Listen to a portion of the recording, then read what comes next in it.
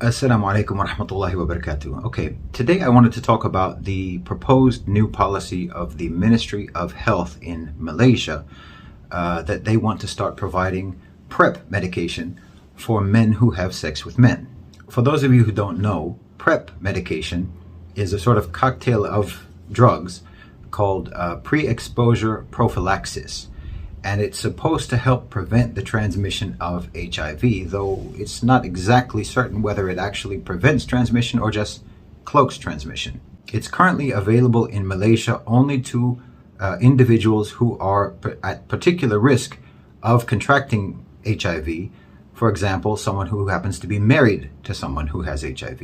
Now the Ministry of Health wants to make PrEP available on demand across Malaysia with a specific view to helping men who have sex with men avoid infection. Now, Dr. Rafida Hanim Mukhtar wrote an excellent piece responding to this proposed policy by stating that abstinence should be encouraged and promoted as a better, easier, more reliable, not to say more affordable, preventative measure for avoiding the HIV infection. I've seen people online scoffing at the idea of abstinence and saying that people like Dr. Rafida must live in a bubble if they think that talking about abstinence is even feasible. But I mean, what sort of bubble do you live in if you imagine that you can do whatever you want with your testicles and there should be no consequences? Or if you imagine that the government is supposed to subsidize your risky sexual lifestyle and pay for any consequences that might occur?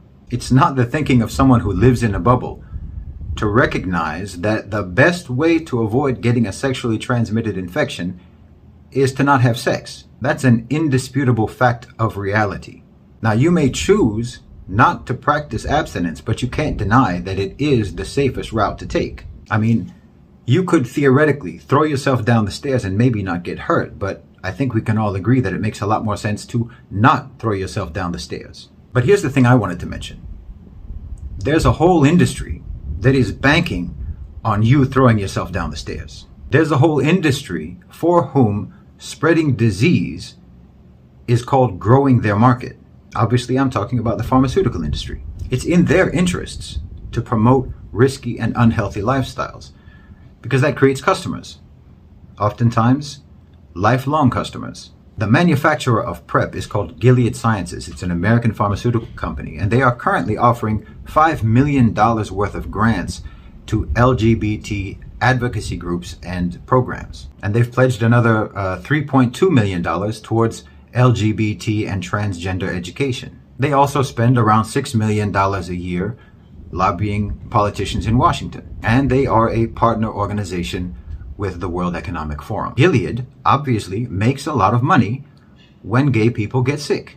Abstinence is bad for business. Now, PrEP, in order to be effective, is supposed to be taken every day. So just think, if the number of gay people in Malaysia is roughly 1% of the population, and PrEP from Gilead costs roughly $2,000 a month, that means that Gilead would be making roughly $660 million per month from Malaysia, or approximately $8 billion of Malaysian money going to an American corporation every year. Now, if Malaysian clinics provide a generic version of PrEP, then that's going to be roughly $20 million per month, or some $240 million per year. Now, understand that this is what happens if that proposal is implemented. The moment that proposal is implemented, regardless of how many people actually take the drugs, how many people actually come into the clinics to take the drugs. Because obviously, if you're going to have this policy, then you have to have the supply. So you have to have the supply in advance, meaning you have to have already given all of that money either to Gilead or to a generic drug producer.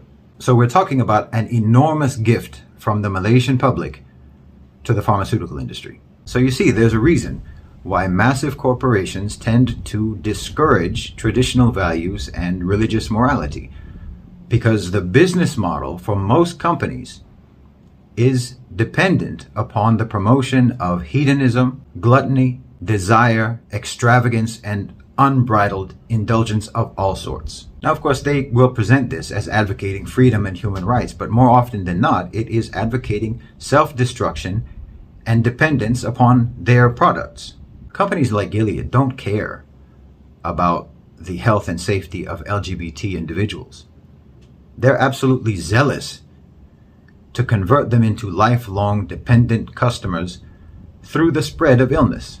So look, if you dismiss the irrefutable preventative remedy of abstinence for avoiding sexually transmitted infections, whether you know it or not, you're nothing but a corporate shill for the pharmaceutical industry, not a human rights defender.